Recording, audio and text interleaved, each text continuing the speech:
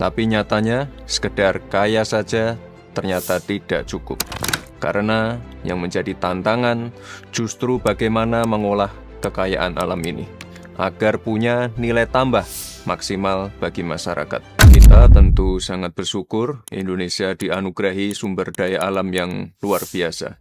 Indonesia punya cadangan nikel terbesar di dunia. Cadangan timah kita terbesar kedua di dunia.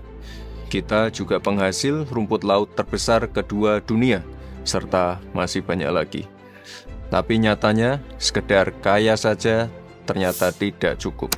Karena yang menjadi tantangan justru bagaimana mengolah kekayaan alam ini, agar punya nilai tambah maksimal bagi masyarakat. Coba bayangkan, Indonesia sempat menjadi eksportir biji boksit terbesar ketiga dunia. Sayangnya, Indonesia hanya menempati urutan ke-31 sebagai pengekspor panel surya. Padahal ketika boksit diolah menjadi panel surya, nilainya bertambah 194 kali lipat. Besar sekali.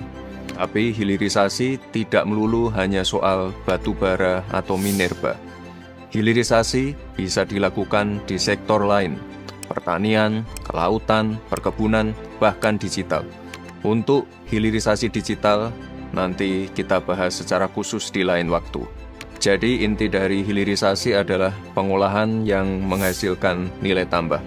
Contoh sederhananya, harga teh saat masih berbentuk daun basah akan jauh berbeda dengan teh yang sudah dikeringkan, dipacking, dan sudah diolah menjadi teh dengan aroma tertentu. Sehingga selain mendapatkan keuntungan dari harga jual, dengan melakukan pengolahan kita juga bisa membuka lapangan kerja, memberdayakan UMKM, menggeliatkan ekonomi, dan mendapatkan pemasukan negara dari pajak, royalti, PNBP, dividen, maupun bea ekspor. Itulah yang dilakukan negara-negara lain, bahkan oleh negara yang tidak memiliki sumber daya alam. Mereka mengimpor bahan mentah, diolah, kemudian diekspor lagi, termasuk ke negara asal sumber daya alam itu sendiri. Lalu, nilai tambahnya kemana? Uangnya yang dapat siapa? Lapangan kerjanya siapa yang menikmati? Ya negara yang mengolah itu.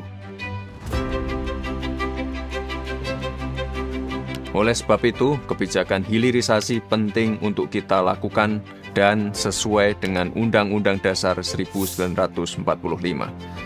Bahwa bumi dan air dan kekayaan alam yang terkandung di dalamnya dikuasai oleh negara dan dipergunakan untuk sebesar-besarnya untuk kemakmuran rakyat.